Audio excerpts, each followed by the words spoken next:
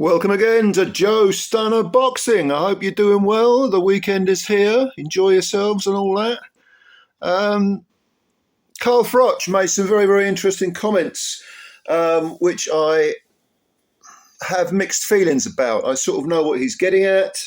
I thought I'd go through them and give you my take, and then you can give me yours. He said that he feels the Saudi money is killing boxing. Okay, I don't think it's killing boxing. I don't buy into the idea that,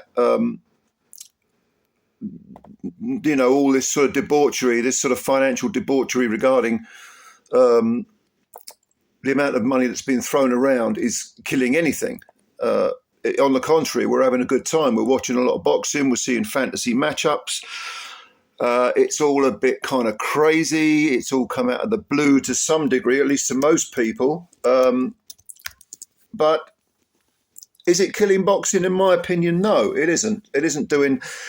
I've heard this before, in my lifetime. I mean, when people have said, for example, back in the early 90s, there was a lot of, talk about Las Vegas and Trump actually, and a guy called Steve Wynn were throwing a lot of money into the whole Vegas hotel scene, and boxing came with it. I mean, Buster Douglas against Evander Holyfield it's the first one I remember. I don't know whether it's the first one, but certainly it's the guy called Steve Wynn, a hotelier, and Trump when he was into property and building his name. They threw a ton of money at boxing, albeit very briefly. And then other people have done it as well, the Vegas casinos. Now, of course, Vegas is not considered the great Mecca of boxing. Prior to that, it used to be Madison Square Garden. It was the other side of the state, the east side, New York, all that sort of thing.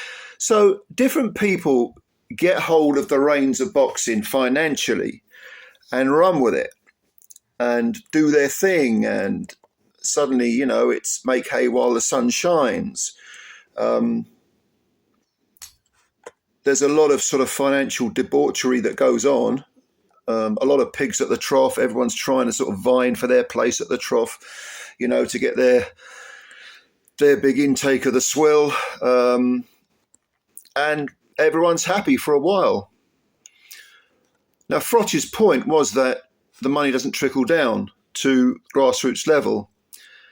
And although that's true, I actually think it doesn't anyway. It doesn't actually trickle down regardless of who's got the reins. The grassroots level boxing, I'm talking about the professional game, not the amateur game, is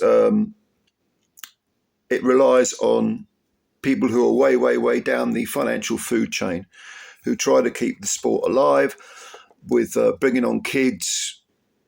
Journeymen make their living that way. Any professional boxers who are not signed to big promoters and don't have big backing will have to put up with this, with coming up the hard way. It's a shame, isn't it? Very, very few people reach that elite level. Very, very few people indulge in, it doesn't matter whether it's Madison Square Garden and the New York scene, whether it's LA, whether it's current Saudi scene. It doesn't matter what it is. Very, very few people will ever get a slice of that particular pie. A lot of people most people, the vast majority, 99.9%, will have to tolerate coming up the hard way, building their resume. I mean, because I'm British, I'll concentrate on a few UK fighters. Sam Eggington. Well, actually, that's probably not the right thing because he hooked up with Matchroom when they were with Sky. But certainly, I mean, he's managed. Is he trained by John Pegg? I know he's managed by him. John Pegg involved in a lot of grassroots boxers, looks after them. Even someone like Josh Warrington actually came up initially through small halls until he hooked up with Hearn. Because if you look at Josh Warrington's record, I mean, it was all points wins against mostly journeymen, some decent domestic level fighters as well. Then he got his big opportunity on a Sky show, took it and built from there. But he's an overachiever as well. And there are people that do this. There are fighters that have to do this. Now, despite the fact the Saudi money isn't trickling down to grassroots, as we know, it never will, Having said that, you are, of course, or the Saudis are, of course, building up a false economic bubble, which, as with all false economic bubbles, will eventually burst. Okay? And that will mean fighters suddenly, and I'm talking about the elite fighters, the top guys, will suddenly have to take a lot less money for the same work. They won't be up there in the heavens, getting vastly overpaid. No, they'll have to drop down if they want title fights and they want, to build up a legacy. But they'll have to take more money. They'll have to drop down financially. That's not killing boxing. That just means that some elite fighters have to take far less money, which is, boo-hoo. I mean, if Anthony Joshua, Tyson Fury, if they have to, instead of getting, $50 million, if they have to take a mere 20, well, I'm not going to be crying into my, tea, and I'm not going to be setting up a GoFundMe page, and I'm not going to be doing any of that stuff, because they have made absolute, scores of millions throughout their career. Even people like Joseph Parker, Usyk, enormously well paid. And I don't begrudge people getting well paid if they're at the elite level. But it's like the pay-per-view model as well. Eventually, you can overplay it, and people get sick of it. Eventually, you have to play. Ultimately, you have to play the crowd. You have to play the audience. You have to put in, make sure that you're not going to kill the goose that lays the golden egg by overdoing it, by throwing all sorts of pay-per-views, all sorts of, an overexposure, if you like, an overuse of a particular platform will eventually kill it. So, yes, I think there is some truth that the Saudi bubble, won't work forever. Of course it won't. The moment Turki Al-Sheikh decides I've had enough, he pulls the plug, off he goes, Saudi money dries up. And at some point, even though they being the Saudis, have, an outrageous amount of money, I mean, literally billions upon billions, and can afford to do this and lose millions hand over fist, because they're obsessed with boxing. And the little Turkey, the excellent Turkey, he does seem to genuinely love boxing, and good, I'm glad about that. But if he decides enough's enough, the bubble gets pulled. It's like any dictatorship. It's like a political dictatorship. It's like the, entrepreneurial CEO of a company. Once they've gone, the system tends to crash, because everything's geared towards that one individual. And he or she may be extremely talented and may be able to carry the can for, the weight of on their shoulders of that, the responsibility of being able to hold together a particular system. But once they're gone, that's it. Once the dictator dies, the system falls. Once the CEO is gone, nothing's ever quite the same.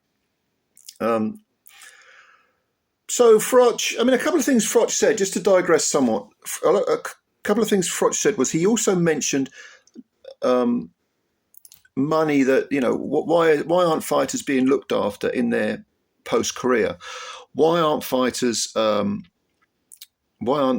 people, the fighters that hit the skids, the hard life, for whatever reason, why aren't they being looked after? Well, Carl, there are people, again, at grassroots level who are trying to do things like that. There's the, I forget what it's called now, I did a video on it, the Retired Boxers Fund. I can't remember what it is. They're trying to build a care home for boxers who are older and have really hit,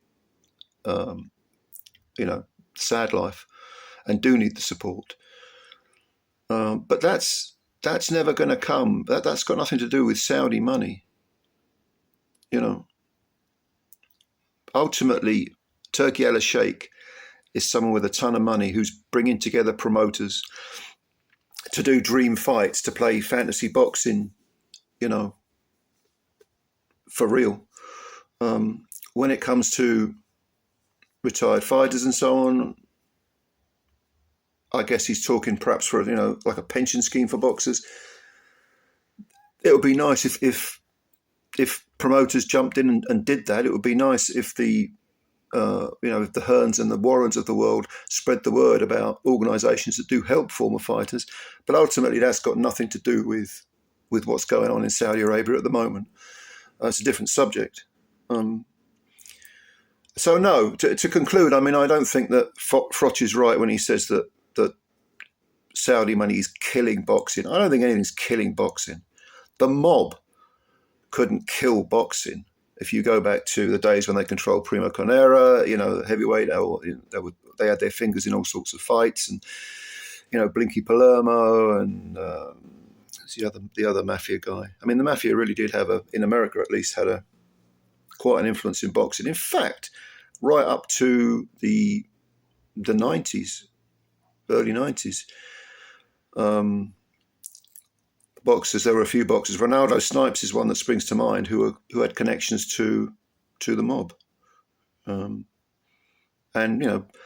fights were fixed until quite a late time. People think about the 1940s, the 50s, maybe even go back to the 30s where fights were fixed, but it's always gone on. It's carried on until the 90s. Nowadays, not so much. You get the odd one, but there's no real stranglehold over, for example, the heavyweight division regarding mob influence. I'm talking about illegal mob influence. Of course, you could argue that some of the legal things that go on are basically the same as the mob. That's a different subject. But there's no real mob influence in terms of controlling the heavyweight division or the big money. And the other thing, of course, is that Turki Al-Sheikh coming in and bringing together, say, Frank and Eddie, that's probably a good thing for boxing, because finally, that sort of, those separate factions, that Cold War that existed between Matchroom and Queensberry has been, at least temporarily, melted down. Not entirely evaporated, but again, if the money went, Frank and Eddie wouldn't be friends anymore. They've got no reason to be friends anymore. It's all about the money. But is it killing boxing? In my opinion, no. No, it's not. But it will burst, and fans will not be happy because they won't be seeing these dream fights eventually when it does end. But, someone else might come in. Some other billionaire might come in. You just never know. Boxing is, nothing's indestructible, but boxing has faced great adversity throughout its history and has come through it all.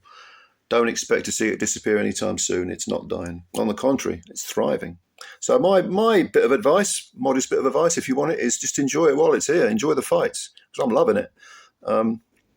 Regardless of, the moral side of things, the ethical side of things about Saudi and human rights and so on. If you're just a boxing fan, you're looking at the fights, hey, enjoy it. It's here, enjoy it. Anyway, give me your opinions. Leave them below. Tell me what you think. And do you agree with me? Do you not agree with me? But I'm looking forward to reading your opinions as always. Thank you for your time. Please subscribe to the channel if you are new. And and hit the like button as well, because I count them apparently. All right, guys and girls, thank you very much. Catch you later. Bye for now.